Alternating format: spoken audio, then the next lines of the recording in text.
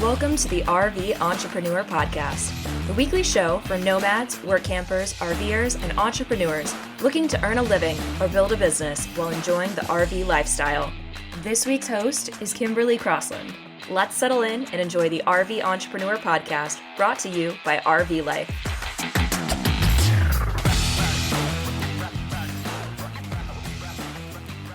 Welcome to another episode of the RV Entrepreneur Podcast. I'm your host for this week, Kimberly Crossland, and I am so excited to be bringing you Elizabeth Bourgeret. Elizabeth is an author, a blogger, a podcast host, a mom, a Grammy, and a full-time RVer. And in this episode, she's sharing details about her unique approach to entrepreneurship from the road. In addition to selling her books, of course, Elizabeth offers something called Lavender Letters. This is a historical fiction subscription model where her customers get new letters in the mail every other week. And to craft this subscription model, Elizabeth RVed through the Oregon Trail in real time, soaking up the sights and the sounds and the smells, and she uses all of that firsthand knowledge to write her historical fiction. It is such a fascinating concept and such a great conversation. I cannot wait to dive into it. But first, here's a short break to hear from our sponsors who make this show possible. RVing is more than just a hobby, it's a community. When you join RV Life, you're not just gaining access to a suite of tools, you're becoming part of a vibrant community of fellow RV enthusiasts. Share your experiences, learn from others, and make your RV journey even more memorable. Visit RVlife.com to become a part of our community and start making connections that last a lifetime. Elizabeth, thank you so much for joining us today. I am really excited to have this conversation with you because when you reached out to us and you said, "This is what I'm doing," I thought, oh my goodness, I've never heard of this before. So I really want to get into the details about what it is you're working on and this exciting business that you're starting. But before we do that, why don't you introduce yourself and tell us a little bit about your RV lifestyle? Hi, thank you so much for letting me be here. I'm so excited to share this with you. I love the RV life. I have been a part of it since 2012 when I gave up the big brick and mortar and decided to downsize everything. I just got rid of everything and moved into a camper, and I love it. The most exciting things for me is I love the journey. Everybody takes plane rides because they want to get to the destination so quickly, but I just need to see everything along the way. I want to see all the flowers. I want to see all the rocks. I want to see the desert and the ocean. I just love every step of the way. I love that you said that. That's such a good perspective. And I think that it's not said enough. I share that same view with you, by the way. I think it's really awesome to see things along the way. You never know where you're going to stop. You never know what roadside attraction you're going to bump into.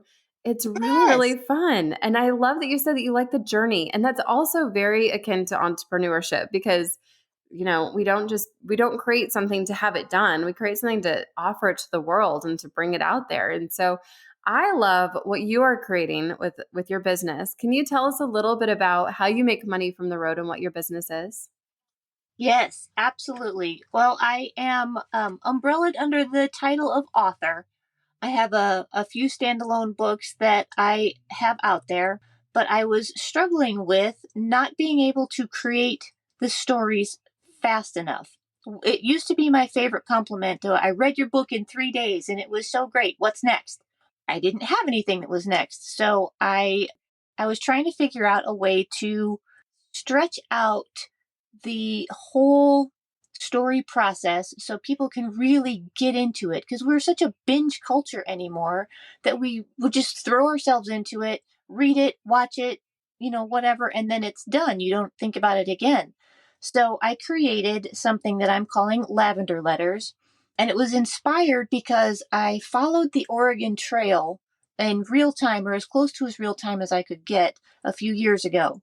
I was so inspired by the people who took this adventure and took this journey and completely unaware of what was going to happen next. And they would write letters back home about what they were seeing, how they were feeling, what was happening.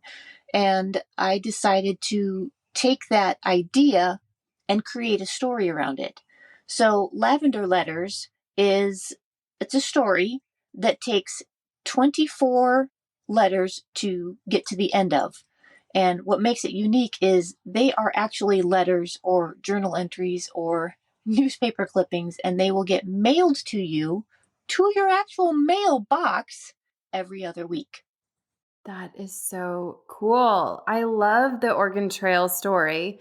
I mean, so many of us remember playing it on the computers growing up, and that game is just such a classic. But to actually like go and put yourself in that position, tell me a little bit about what that was like. I'm so intrigued to go and actually real time the Oregon Trail. It was really, really neat. I'm one of those people, like we said, it's about all about the journey. I don't want to just read about it. I want to see it. I want to feel it. I want to touch it. I want to smell it. And when you get to experience it like that, it gets into your bones and you can literally connect with these people who did the journey. I mean, we're not so different from those people back then. We're striving to be our best self. We want to do something we've never done. We want to challenge ourselves. And I think that the people on this journey have stories to tell. Well, these are fictional stories that I'm coming up with, but you are literally breaking down their story one letter at a time. Man, that's such a cool concept. So when you were doing the Oregon Trail, were you doing it in your RV or how were you going in real Oh, time? absolutely. Well, I did a whole lot before I did. Yes, I did. If I knew I was going to stay in a place for very long, I would stay for a few weeks and then I could do a big circle around the area. Like, I just fell in love with the area around Fort Laramie. So I was there for a while because there's tons of history and lots of research there. But the journals and diaries that I read, they had specific points where they would connect, like Scott's Bluff or Elephant Rock. So they had all of these things where they would stop, everybody would commune, you would write letters back home, you would get supplies, things like that. And so I tried to hit those main points as much as I could. And I tried to do it at the same time they did. So, for example, almost everyone left in the month of May. It got to the point where if you left too late in the month of May, you would get caught in snowstorms and it was very bad. So I left the same time they did from Independence, Missouri, and I followed as much of the route as I possibly could on a regular highway. Oh my goodness, this is such a cool concept. So I'm just picturing you RVing, taking it all in, enjoying the journey like we talked about, which is such a cool perspective. And I think that, and I love that you said that at the start, because as people are reading these lavender letters that they're getting in their hands every single month, is every month or is it every few weeks? It's every month, right? You get 2 letters a month. Every other week, a new one is mailed out. Every other week. How cool. When they get these envelopes, there's different pieces in there. So you'll recognize who is writing to you by the paper. The font is different. Like I said, I add little extra things like telegrams and maps and newspaper articles that I write. So it's very much an immersive experience. Wow, that is something that I don't think we see enough of today, especially in our culture of just always being online and glued to our screens and glued to our phones. Having that tactile experience of really being able to feel it and see it and feel like you're on the receiving end of someone who is really traveling the Oregon Trail. And the fact that it's coming from you who has actually done it, who's actually taken the time to do all that research and make your way up the Oregon Trail just like they did and all that deep research. Yes, it's fiction, but it's based on history. And I think that is just such a cool concept. So talk to me about how you're doing this from your RV. I can imagine that you have a lot of supplies and you've got a lot of things that you're juggling as you pack up. I'm a former subscription box owner, and so I know that there's a lot that goes into packing this more than meets the eye. So talk to me about your process for pulling this all together. It was very, very tricky. A lot of time is spent on how can I do this in a very, very small space. So I write the letters and I print them out, and they are stored in little drawers. So every other week I pull them out, I fold them, I put them all in order, I put those stickers on there, add the extra things. So it's very time consuming, but it's very love oriented. It makes me so happy to be able to touch everybody's letters and literally be a part of their lives while doing this. But it is tricky. So lots of file folders, little drawers, little cabinets, and also if they choose, they can upgrade to get gifts along the way. So I have to have drawers for the gifts, so they will have three gifts come to them along the way. And then their fourth gift is a book of the journey from a completely different perspective. So if the letters are seeing it through the character's point of view, the book is the overall arching third perspective of the whole story. So the letters gives them the inside detail, and the book will give them the little pieces that they were missing. Oh my goodness, how fun. So this is a book that you've written. Can people buy that book separately, or is it only part of it Oh as an no. upgrade? Well, they will get it with or without the upgrade. You can choose letters only, and they'll get the book. But it is also one of the gifts for the full experience. Yes, the book is what makes this so unique. So it's not repeating the letters; it's the whole journey. Very cool. And when you say gifts, what kind of gifts are they? Are they small gifts? Are they something like a souvenir that would be mailed from somebody along the Oregon Trail? Or what are those what kind of gifts do they look? You don't have to tell us what the gifts are if you don't want to expose that, but I'm just kind of curious. Are surprises. They are they're gifts unique to the story. They are not like historically based. They are all Lavender Letters based. Okay, nice. I think that that's really, really fun. So, talk to me then about your process for this. So, I know you said that you have the different file folders and everything. You sound very organized, which I admire because I'm not necessarily that organized myself. But if you have the different file folders, I'm thinking through when somebody signs up. So now I'm going to put on my entrepreneurial hat and think through your processes and your systems. Because as RV entrepreneurs, we love systems, right? We all love a good system to keep us on track, especially as our lives are always on the road. So when somebody signs up for Lavender Letters, do you do an open close model? Let's start there. Do you do an open close model so there's a specific start date? Yes. Since it is so hands on and it is so personal with every single person, I can't take on a whole lot. So it is an open and close model. I open twice a year, one during the holidays and Christmas holidays, and then one at Mother's Day, because this is really a great Mother's Day gift. Moms can only use so many tchotchkes, and this is a great way to enjoy the holiday for a full year. So yes, I open for 2 weeks. There's always a bonus if you sign up early, and then I have to close it down and then concentrate, because there are several rotations of this going. So every time the doors open for a new subscription, they start at the very beginning. So there's several versions of the story going out at the same time. So once they sign on, they are immediately put into my system, which I use Trello, and they are sent out a welcome kit with a little swag bag in it and a handwritten note, because I appreciate them very much. And then their first letter will go out the first Tuesday of the next month. Look at that. That's very organized. I love that you use Trello to kind of track everything. Do you then I'm just trying to picture this and I might be nerding out too much on your systems, but this is where my brain goes.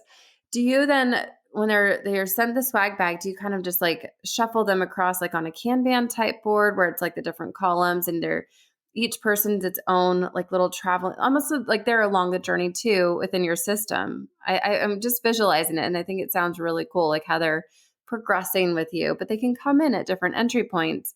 They all start at the beginning, but they all come in at different times of the year, depending on, Christmas or Mother's Day. So that's a really good way to keep things streamlined, but I can also see it getting a little bit overwhelming, but it sounds like you've got such a good system in place to really tame that chaos. It sounds very clear to me, and I love how you've structured that so well. It is very tricky, and I didn't know how I was going to do it when it started. So it really just kind of presented, okay, this is the next issue. How am I going to solve that? This is the next issue. How am I going to solve that? I use Trello for most organizational things. And then I'm also very visual. So I am surrounded by whiteboards. So I have to keep track of which letter from which group goes out. And they all go out on Tuesdays. So it's the every other Tuesdays. So that helps, but I do have to keep track of which group I have to give them all names. I have to keep track of which group gets which letter. On one Trello board, I keep track of that all the letter ones, they all contain this one thing. And, so on and so forth. So if they get the newspaper, I have to make sure that that's included. If they get a bonus sticker, I have to make sure that that's included. I literally check and double check everything before I seal the envelopes. Yeah, that personalization goes a long way from the customer experience, but from your experience as an entrepreneur, it can be very daunting. I know from having run a subscription box, like I said, that part can be very, very tricky because you're constantly like, did I get this right box? And you don't want to ship out the wrong box. And then someone got more than they had paid for and someone got less than they had paid for. And you just feel guilty about that, even though, human mistakes happen. But I think it sounds like you've got such a good structure. And I also really wanted to shine a light on that because it's one of these behind the scenes challenges that we really only talk about on the RV Entrepreneur podcast. And so it's good that we are able to share in those experiences and learn from one another. I love that you brought that up. I'm curious now to move away from challenges. Do you have any other challenges that you wanted to share before I move away? I do. Not so much a challenge, but I will say that being an author is such a solitary thing. Being able to reach out with these people one letter at a time, literally one letter at a time, is worth the extra time it takes. So, you can't talk to me on Mondays, but I love being able to connect one letter at a time, with each of my subscribers. I think that's really important that you brought that up. And I'm so glad you did.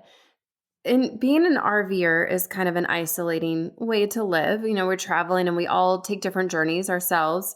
There are some caravan groups, but for the most part, we all take different journeys ourselves. And then also being an entrepreneur, you're working alone as well. And there's so often these moments where we don't get to talk to our customers and we don't get to talk to the people who are buying from us. So I love how you, first off, included that handwritten note. So you're really offering that personal touch. And then you also really honor the people behind it. I think that is something that a lot of people can learn from and will appreciate doing themselves. I've done that myself with little sticky notes. Like anytime somebody would join a course, when I was in a launch period, when I was launching my big signature course, I'd write their name down and just kind of say this verbal, like, thank you and welcome, and get really excited to have them as part of my world and part of my swirl. And it sounds like you do the same thing. It's such a good way to really honor the person behind it. Yes, absolutely. They could be doing anything. They could spend their money anywhere. They could be watching Netflix and not, decide to do this journey with me. So yeah, it means a lot to me that these people are willing to invest not only their financially, but we're spending a good year together. And if they stick with it, they'll, it could be several years because another story follows up as soon as they finish that one, God willing. Yeah. Oh my goodness. You're so talented. I want to talk about your books too before we move on, because you brought up being an author, and obviously you author all of these Lavender Letters through the subscription, but you also have your own series of books, or you have your own books, I should say. Tell us a little bit more about those books, and when did you write them? When did you publish them? Where are they published? My first one was published in 2012, and I guess I could fall under the umbrella of edgy Christian fiction, to where the villains are villains. And the only reason it's not fully Christian fiction is because not everybody ends up holding hands at the end. So the edgy is always put on there because sometimes the villains don't get saved. I like to write people as real people. I love the romance and everything, and I love that, there's happy stories, and but I like to reflect real life stories. So my characters are very real, so they will connect with you.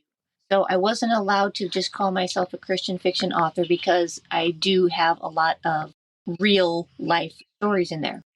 I was first published in 2012, and the first book was called Captive Heart, and that was my first historical Christian fiction. Then I went on to write 4 contemporary fiction.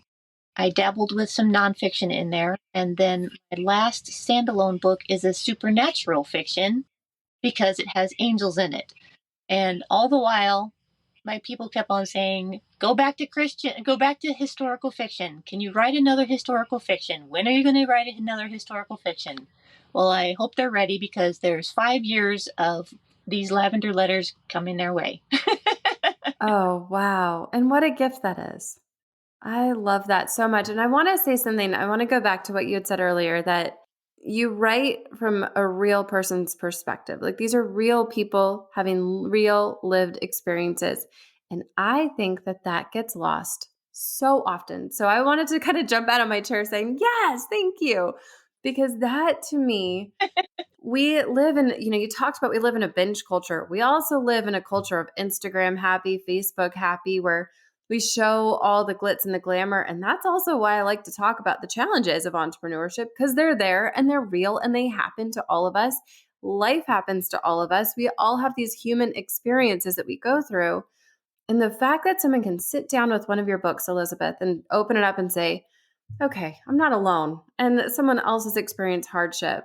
Yeah, maybe it's a fictional character, but it's a real person telling the story. And stories are often based off of real life and real human experiences. And if we just gloss over it on social media, if we gloss over it in fiction, we're just glossing over all of that. And it can make people feel, back to your point about feeling in isolation, that can also make people feel really isolated.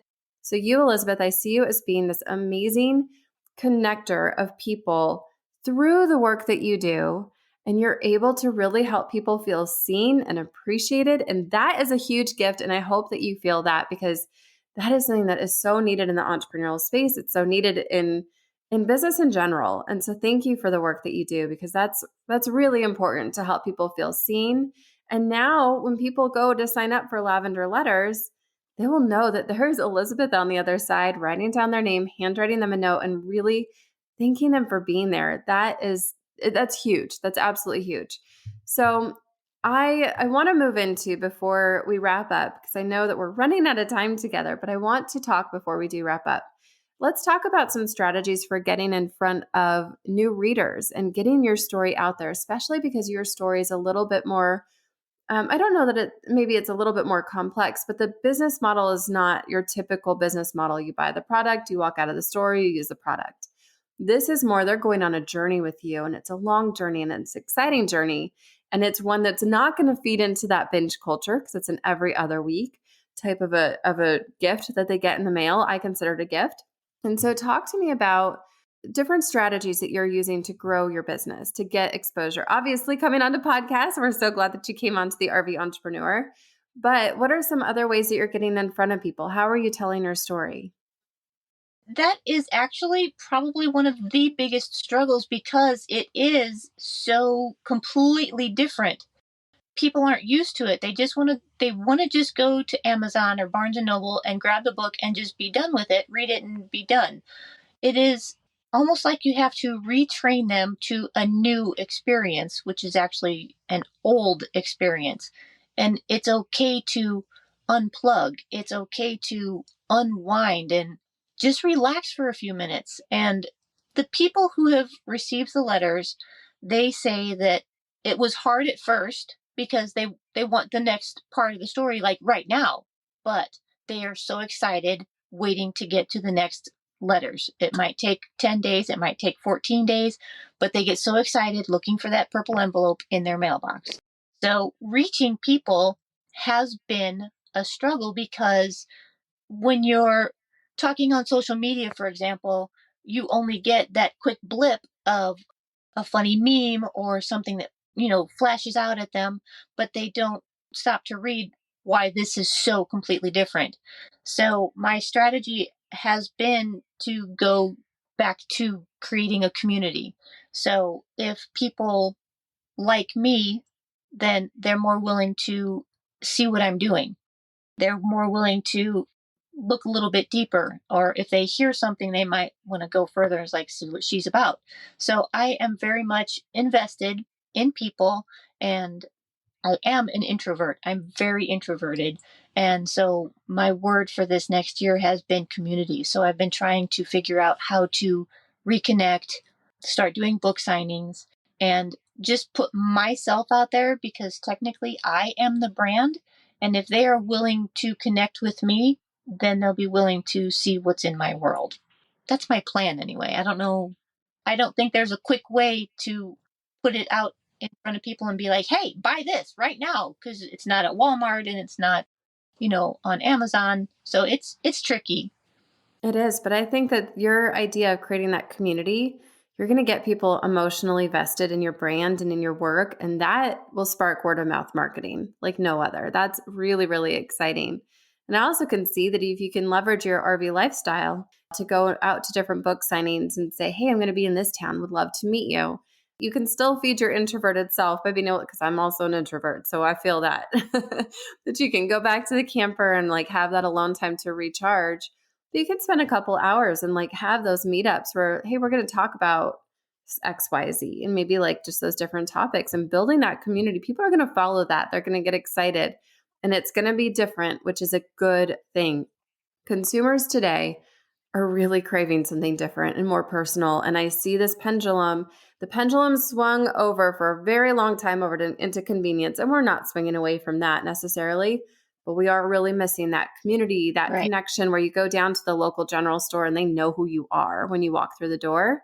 If we can rebuild that and foster that again, which it sounds like is exactly what you're doing with building that community and having that connection, it's such a cool way to do marketing. And I think it's unique, but it's also so something that people really want. We're looking, not to go off on a tangent, sorry, but I love how you said this. Where you're looking at Facebook statistics, people are not engaging as much in the feed. Now they're more in groups, or also even more recently in the DMs and in like these group messenger conversations. They're looking for those more tight-knit communities. And so your plan sounds really, really strong to be able to build that community and build those tight-knit communities from people who, like going back to your original point, are feeling alone. Maybe they're feeling alone reading it. Maybe they just want people to talk to about it and not have to feel so, out in the middle of nowhere. So it sounds like you're really doing a good job of building that. And you've got such a good head on your shoulders. I'm really glad that we had this chance to talk and dive deeper into your model because it's so compelling. Okay, let's end here at where people can follow you, where people can find you, and where people can start to be part of this community that you're going to be fostering. I am most of the time found on Facebook. I am at Elizabeth Bourgeret Author. I'm also on Instagram, but that moves too fast for me, so I'm not really active over there. I'm available on my website, which is elizabethbourgeret.com, and I haven't firmly planted where I want my community yet. I'm doing some research, and you've actually been a huge influence on the direction of my research, but right now it's on Facebook. That's perfect. And we'll link to all of that in the show notes. So anybody can go, they can subscribe to Lavender Letters on your website. And they can follow you on Facebook and follow your journey and join your community as you build out that next step of that next layer of your marketing strategy as well. So it'll be really fun to continue to watch how that evolves. And maybe we'll have you back on the show sometime. And you can talk through that strategy as well if you'd like.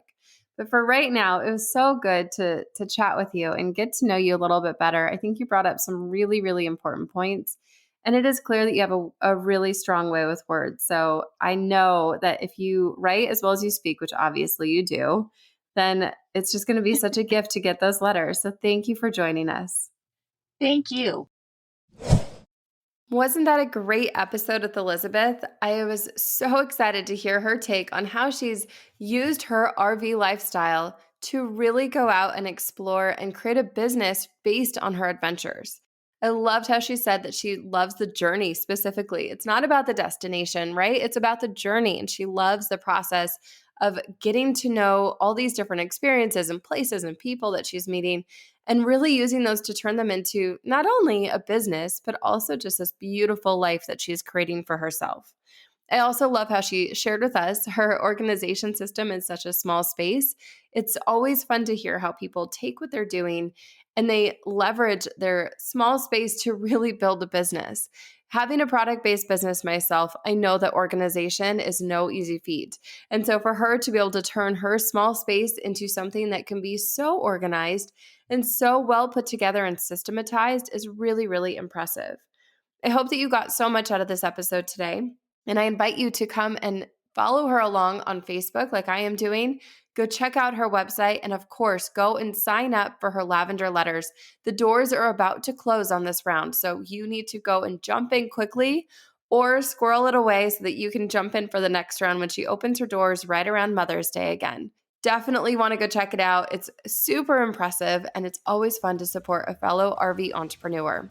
I'd also love to hear what you thought about this episode, so come and tag me inside the RV Entrepreneur Facebook group and let's have a conversation over there.